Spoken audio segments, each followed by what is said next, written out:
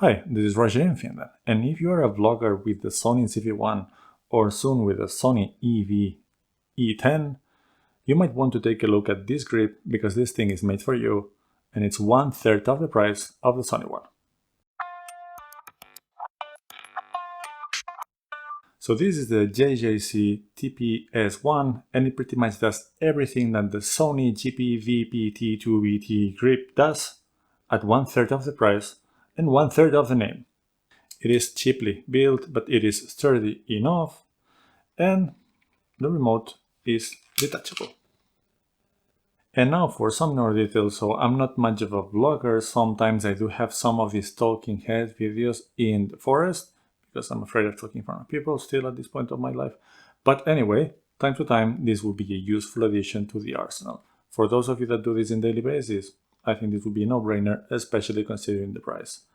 The Sony GP-VPT2BT goes for 200 euros, bucks, dollars, and I found this thing for less than 60. And it pretty much does have all the same functionality. We're gonna go through it soon. Let me pause for a moment the indoor talking head, talking to an A6400, a little bit nerdy talk, and let's take a look at the real use case of vlogging with this thing. Now you can see me with the DJI Osmo Action. Here I have the grip mounted. Let's put it a bit further because I have the active stabilization turned on, and let's turn on the video. And there we are. Now we are recording. As I said, I have the active stabilization on. So now you can see me vlogging with the Sony ZV-1 and the JJC TP-S1 grip. So, how are we doing? Because this is a fairly short grip and I have the active stabilization turned on, I have to hold it fairly far from my body. But the ZV-1 is so lightweight and this thing is so cheaply built and so lightweight as well that it's not too much. But I'm going to stop this and we're going to change the stabilization to standard to see also the framing and how the stabilization itself is. Alright, let's turn this on again. Recording, yes. So now, okay, I'm going to put this away. But now you can see me vlogging with the Sony ZV-1, standard stabilization, and the JJC TP-S1 grip. And now, of course, we just demonstrated that the on and off switch to turn on the video works. And now let's do something more dramatic and let's use the zoom rocker. So, what do you think? Is this dramatic? The drama, the cinema, it's upon you. But yeah, this works very nicely, as you can see. The reason why it's so slow is because that's how I set it up. But of course, if you have the settings a little bit different, it's gonna do this a lot faster. But now that you have seen the real life example of how this works, this is how it looks, this is how far I have it holding from my hand, let's go back inside and let's go through all the features in the proper nerdy way. See you soon.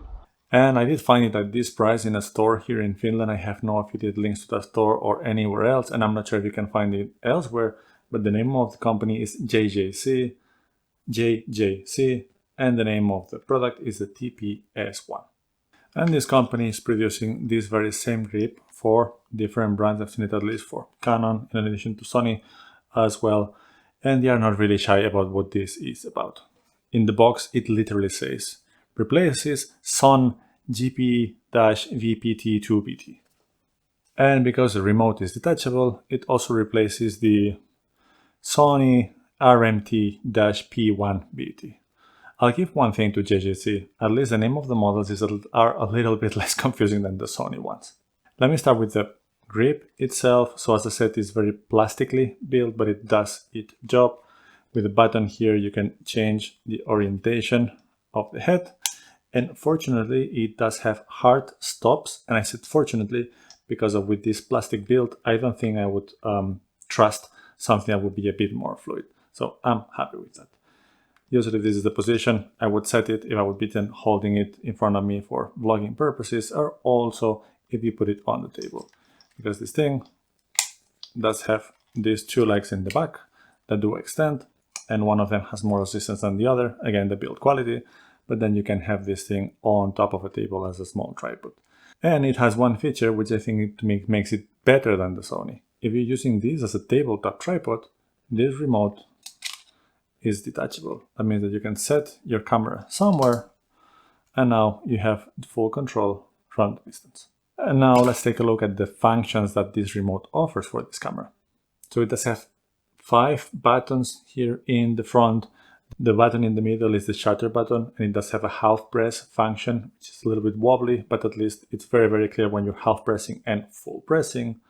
The 2 buttons on the top are for both zoom and focus. They're labeled as W and T as most powered zooms, and this will work just fine with the Sony ZV-1, and I believe it will work also with power zoom lenses for the E-mount series, like the kit lens, the 16 to 50, 3.5 to 6 point something power zoom lens.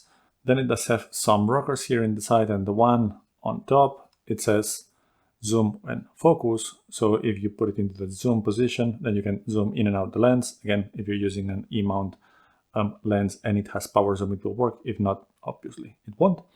And then you can also adjust the focus, but that in the case of the ZV-1 works only if you have it in manual focus mode. So if you have it in AFC or continuous autofocus, the camera will just autofocus, and it doesn't matter what you do here if you have it set to focus. Then we have here another switch, and it says movie and still, and this does affect how the shutter button operates. So if you have it at movie, it will trigger the video recording, whether you are in video mode or in any of the picture modes, aperture priority, shutter priority, creative modes, or whatnot. And if you have it at still, it will take stills only in the modes which are for photography. So if you have this set at still and the camera is set at video, then the shutter will not do anything. Or actually, it will try to do something, and the camera will give you a message as, if you want to record the video, please push the red button. On the other side, there's another small switch. It's basically to lock this so that in case that you start recording and then you're going to be holding the remote with your hand, if this is in the locked position, you will not accidentally turn off the recording while you're vlogging. Finally, we have 2 more buttons. One is AF on, which I have not managed to get working with the Sony ZV-1, and then C1 will do whatever your custom 1 button is set to do.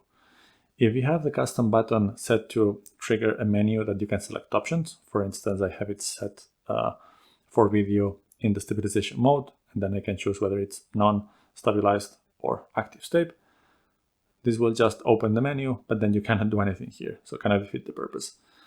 If here you would have a function that is just a 1 button press, like the depth of field button function of the ZV-1, or the product showcase thing, then it will work just fine, as you would do with the C1 button.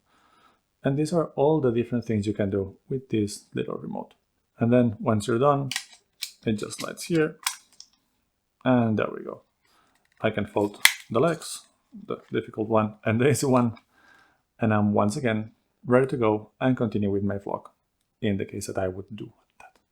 One thing that got me a little bit worried is the compatibility, because at least in the box it says that this is, in the box it says that this is compatible with the A61, 64, 6600, A7 III, A7R3, A7R4, A9, A9 II, and then the RX0 Mark II and the RX100 Mark VII.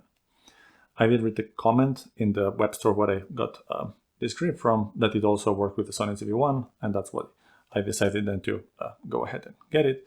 And it works perfectly fine with the Sony ZV-1. It works well also with my A6400. I need to test it a little bit more still, and I would like to get my hands on a power zoom lens so I could test more of the functionality. So maybe I'll have another video about this remote with the A6400.